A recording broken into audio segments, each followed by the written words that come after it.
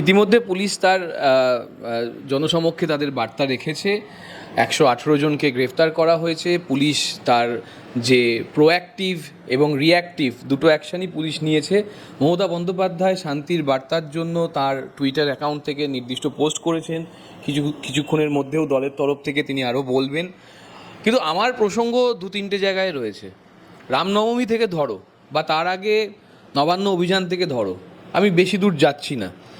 এই যে নবান্ন অভিযানে পুলিশের গাড়ি জ্বালিয়ে দেওয়া হলো, পুলিশকে মারা হলো আর.জি. করের ঘটনায় যেভাবে, বা তার পরবর্তীকালে যে অত্যাচারগুলো ক্রমান্বয়ে চলছে রাজনৈতিকভাবে উদ্দেশ্যপ্রণোদিতভাবে, তখন তো এই প্রশ্নটা আসে না যে গুজব কেন।